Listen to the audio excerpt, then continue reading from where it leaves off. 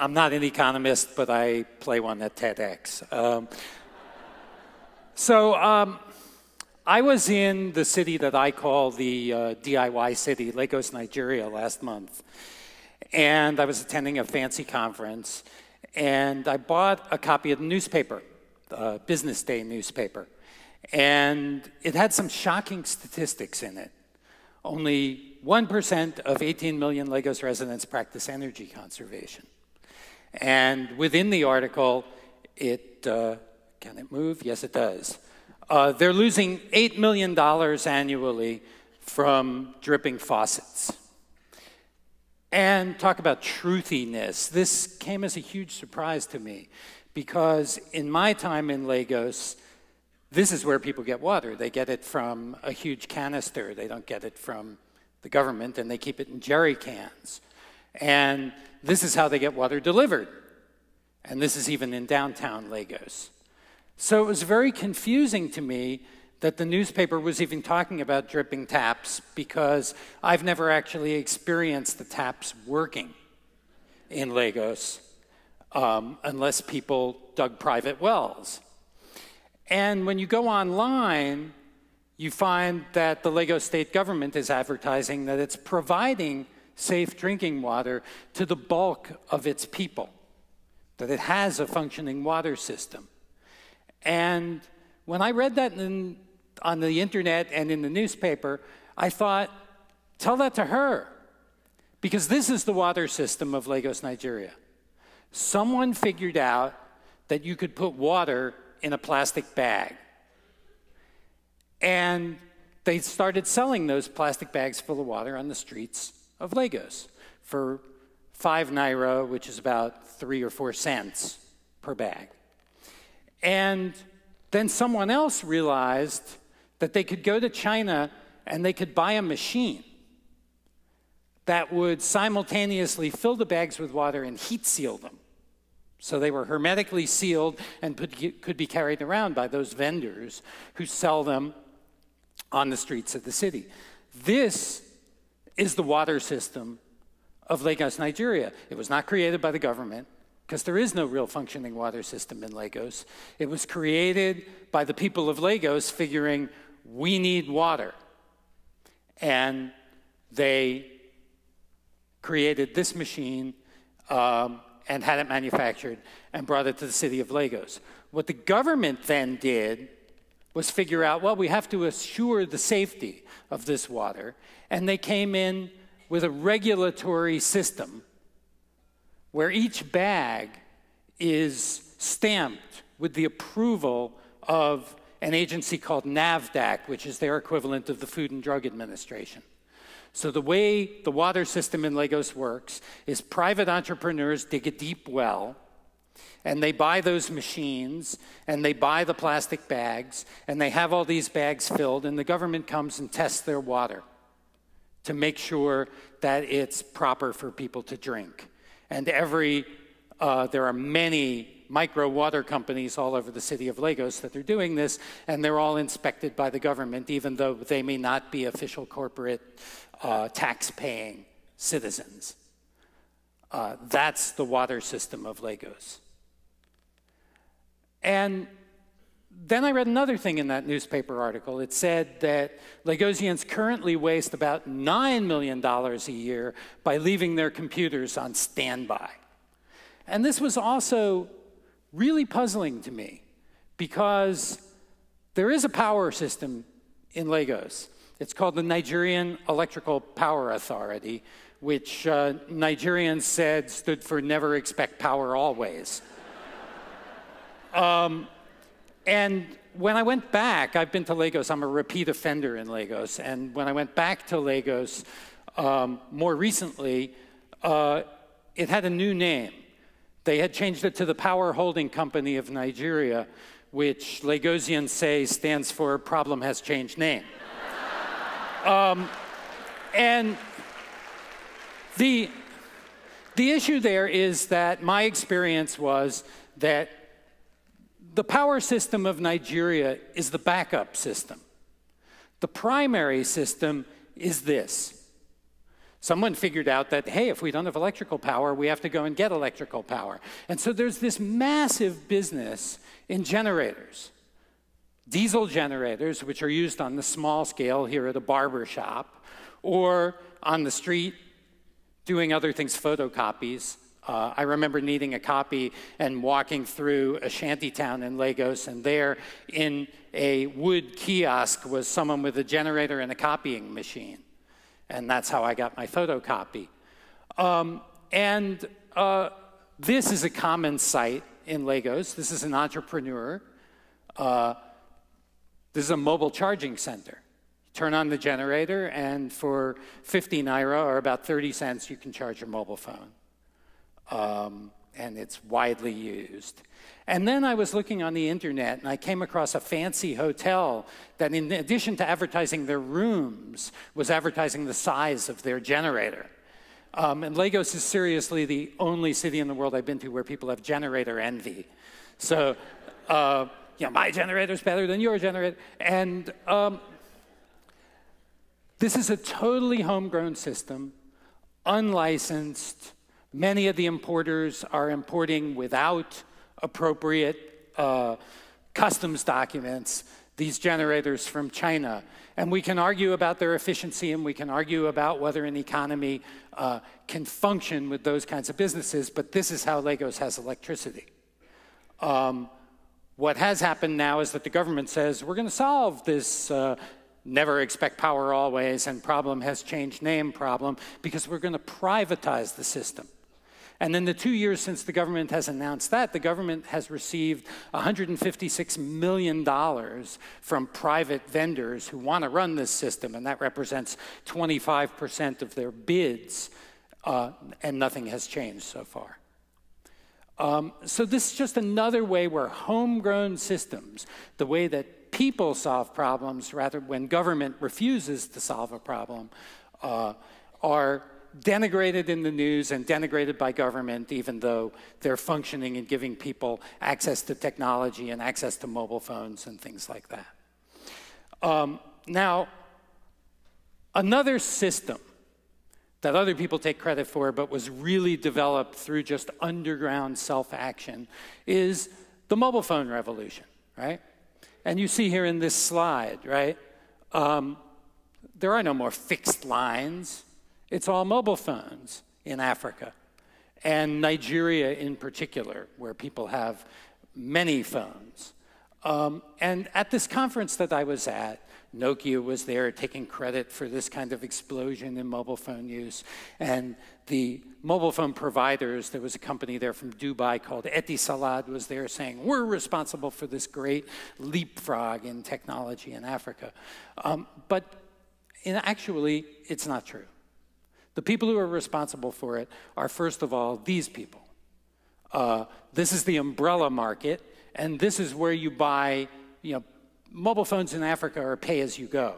So you buy your recharge cards from these guys on the street. It's a vast sales force at the side of the road, all over the city of Lagos. Mobile phone companies make something like 80 to 90% of their money selling recharge cards from these people. They don't sell you the phone. They don't sell you the monthly plan.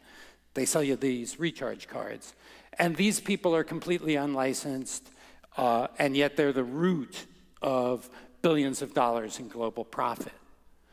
And there's another one on the street in Lagos. And the other half of the equation is, well, where do people get the phones?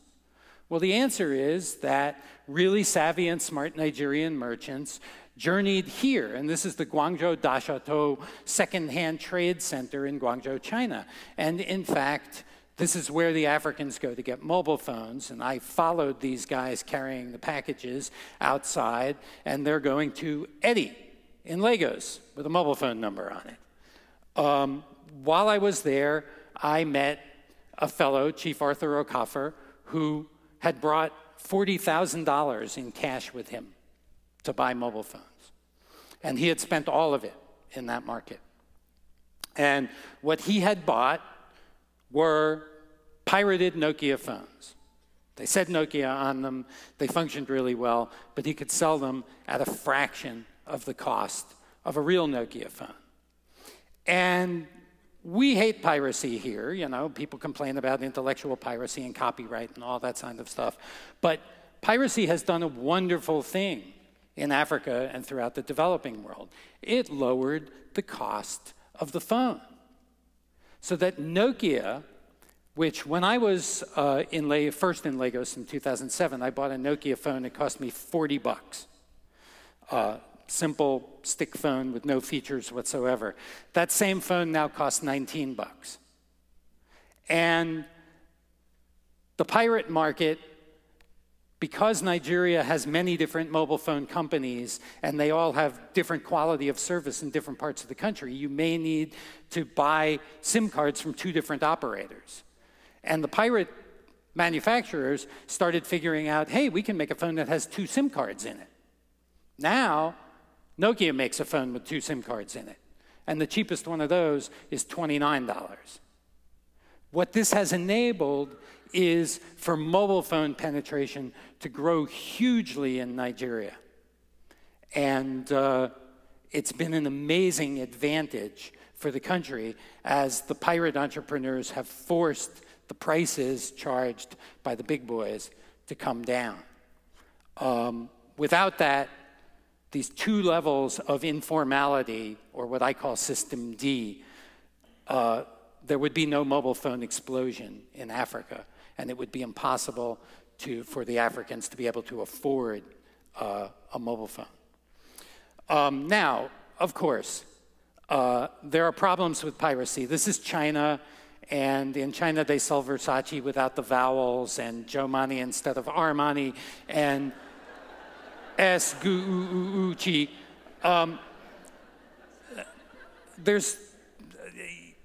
I loved when I was there was Hogu Boss. I didn't get a photo of it. And my favorite was a store that sold leather keychains and wallets under the name Alicia Keys. But I don't think Alicia Keys is going to sue Alicia Keys in China.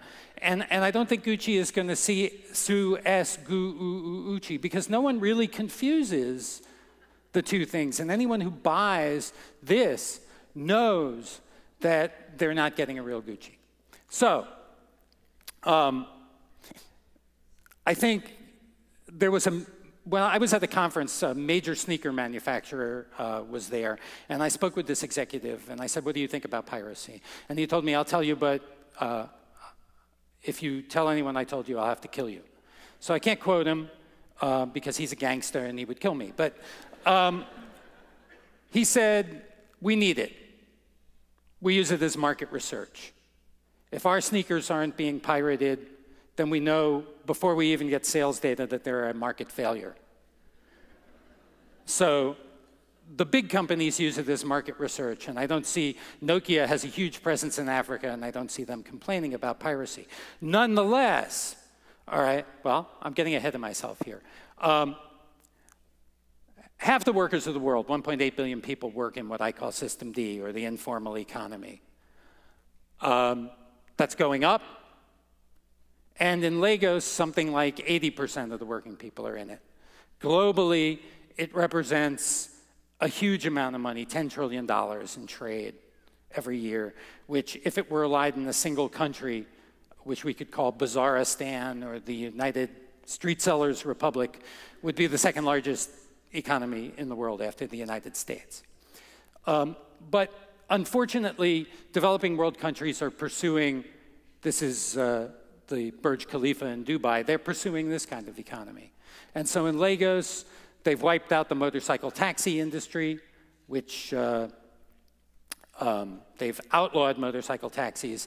And this is an industry where there were supposedly 1 million drivers. And if you just say that 10% of them were enterprising and carried 50 passengers a day at 50 nairas a day, this is $500 million annually lost from the economy.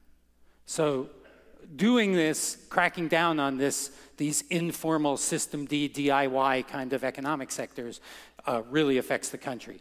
And you see it again. This is Oshodi Market in 2007, one of the vast street markets of Lagos, and this was Oshodi Market in 2009.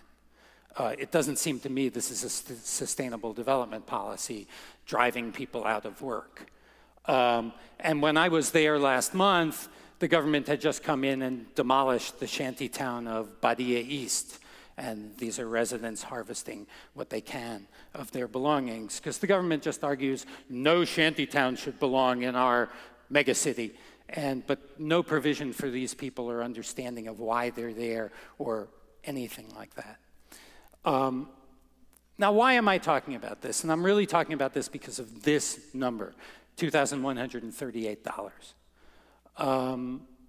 And if you have somehow, somewhere, access to $2,138, it could be a car you own, could be a house you own, could be anything, an inheritance, could be any asset that you have that might be worth $2,138. You're to be congratulated because you are part of the 50% wealthiest people on the planet. So when we're talking about global inequality and we're talking about equitable development, I do believe that governments, countries, and all of us have to look towards the bottom where people are being innovative and figuring out how to survive, because that's where the energy is going to come from to rectify this figure. And I'll leave you with a partial quote that inspires me.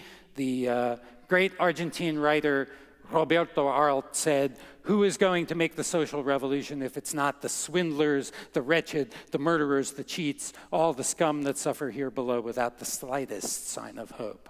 So the bottom makes the social revolution, and we have to empower them and join with them to make it happen. Thank you very much.